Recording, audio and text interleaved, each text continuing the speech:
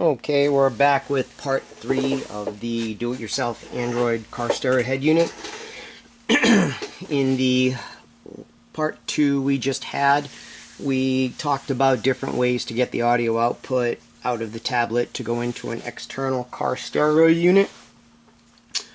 The method that I'll be using of the ones I showed you is this Infinity Bluetooth knob, which is going to allow me better control while driving in a side-by-side of the volume, track changing, pausing, things like that. So now we're going to talk about AM/FM radio. The majority of your phones and tablets have an FM receiver built into it, but none of them are activated here in the United States, or so they say. The reasons for this are really no one will tell you, but it's rumored that your companies like Apple, Google, everybody else don't want you to have free radio when you can pay for their apps. Apple Music, Google Music, as well as all the others, Pandora, Spotify. They want you to pay, and then your providers, your cell phone providers, cell signal providers, I should say, Verizon, AT&T, they don't want you to have free radio. They want you to stream and use data. So that's what the underlying reason is. That is kind of speculation, because they're never going to come out and say, yeah, we're doing that. There is a app on the Google Play Store called Next Radio that you can download, and you can put it in, and if by chance your tablet or radio has an FM receiver in it, that will let you know, and if it's unlocked, it will let you listen to AM/FM radio.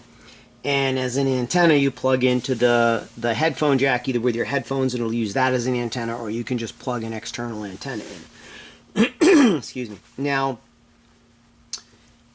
since most of them are locked down, of the tablets I told you I got and returned, the latest Lenovo 10-inch tablet, while it wouldn't let me do the OTG spec to make all this work, I was surprised to find that it had the FM receiver chip in it and working. And it actually came with an app from Lenovo for an AM/FM radio, which I was really surprised at.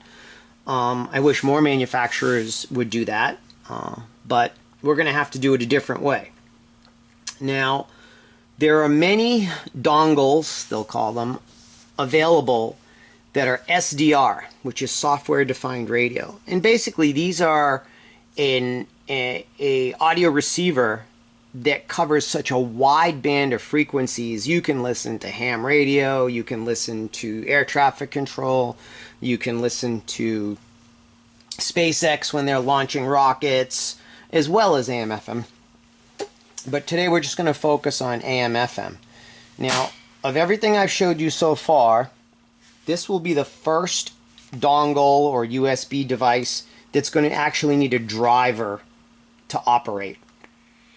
So, you're going to look for two things on the Google Play Store. Okay? You're going to look for SDR Touch, which is the actual software that will do your AM/FM radio. And then there's an SDR Touch driver. They're both by the same author.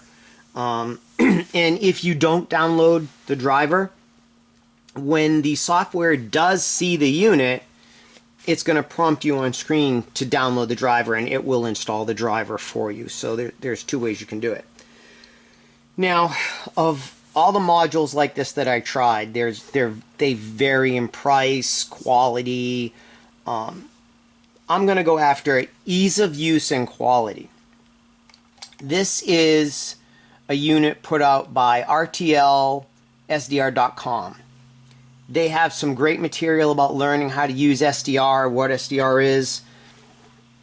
I saw this similar unit in this aluminum housing from a few others, but they actually, price-wise, were the same, and they also gave you a couple of antennas, a tripod, a suction mount, which is great for all this testing.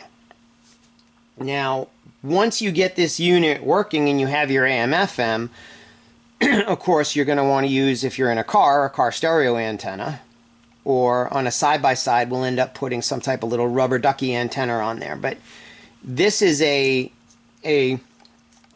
I think it's a micro coaxial. I'll have to find out the exact term that they call this. I've done a lot of TVs in cars and all kinds of little things in stereo systems, and I found this in my box, which I had left over, which is the same fitting and then goes to where you would plug in a normal car stereo antenna. So this has probably got to be, I don't know, 7 or 8 years old from a custom install I did back then. I'm going to have to look to see if I can even find this somewhere online so that I'll be able to give you a link. And I will get the actual name of this connector. Just can't think of it off the top of my head right now. So with this unit, I've already installed the SDR Touch software and driver that you get off Google Play, and it'll find this pretty quick. I mean, we'll plug it in, and then boom, the radio just came up and it tells you the RTL SDR driver is running.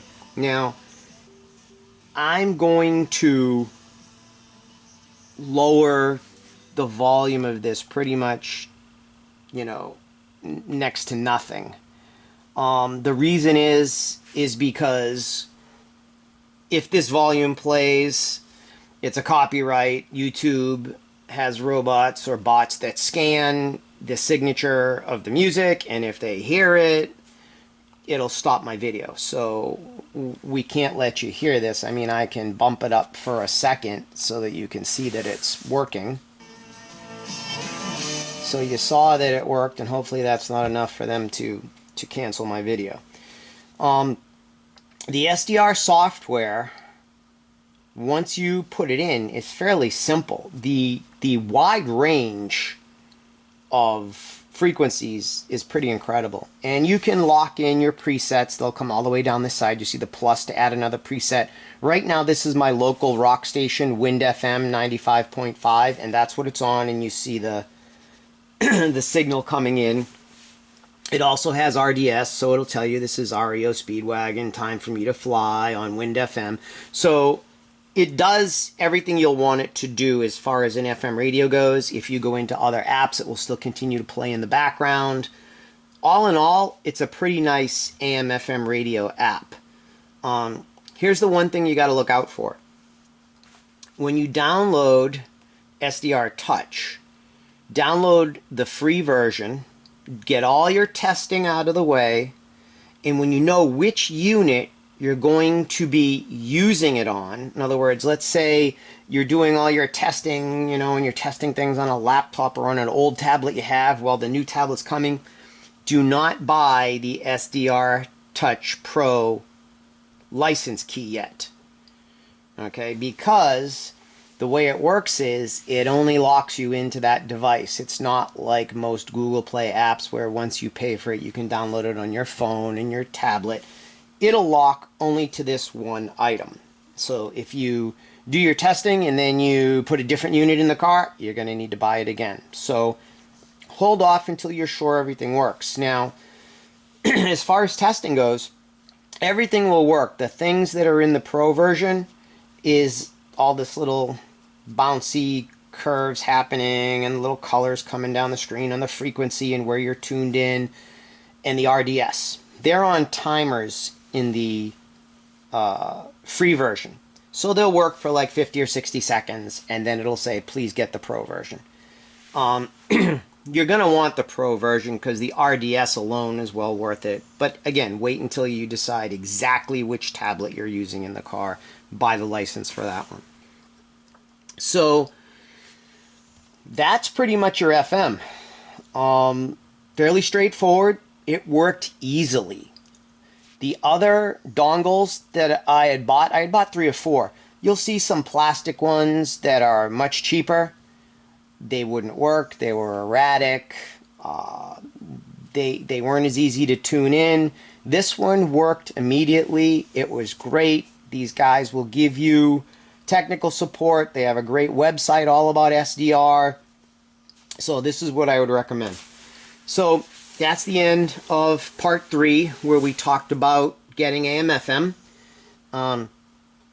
In the next video, we're going to talk about GPS modules and how you can go about that, and then we'll move on from there. Thanks for watching.